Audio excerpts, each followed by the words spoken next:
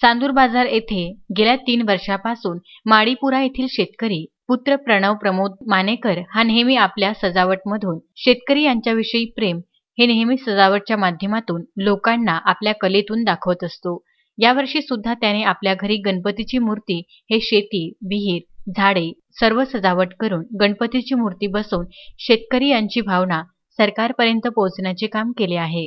साहेब, शेतकरी यांच्या मालाला भाव द्या, शेतकरी खूप संकटामध्ये आहे। सोयाबीनवर रोग, संत्रा गडणे, पराठीवर अळी, तूर पिवळी होणे, जिकडे तिकडे पाऊस, बँकेचे कर्ज शेतकऱ्यांच्या अंगावर, ई-पीक नोंदणीचा नवा उपक्रम ज्यामध्ये काही गरीब शेतकरी यांना मोबाईल समजत नाही, पैसे नाही, करावे तर काय असा प्रश्न त्यांच्या समोर उभा ठाकला आहे।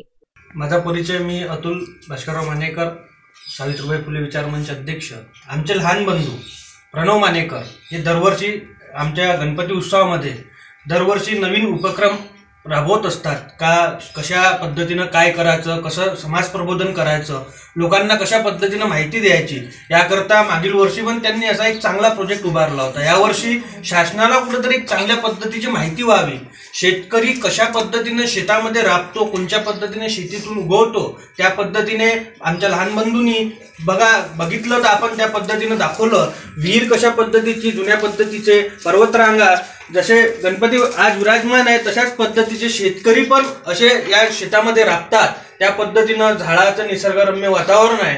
हे झाडही असं आमच्या लहान बंधूंनी या टाकाऊ पदार्थापासून तयार केलेलं आहे, ज्या पद्धतीने शेतकऱ्यांना कुठं ना कुठं जो कमी खर्चामध्ये शेतीचा उपयोग झाला पाहिजे, या पद्धतीनं कशा पद्धतीने शेतीतून उत्पन्न झालं पाहिजे अशा पद्धतीने करताच आमच्या लहान बंधूंनी त्या पद्धतीने समाज प्रबोधन करतात। त्या समाज प्रबोधनाला कुठेतरी चांगली चालना मिळावी, त्या चालनेतून प्रत्येक शेतकरी कुटुंबात त्या शेतकऱ्यांचे प्रश्न मांडता यावे आणि ते शासन दरबारी जावे, या उद्देशानं आमचे लहान बंधू प्रणव मानेकर हे चांगले उपक्रम राबवते।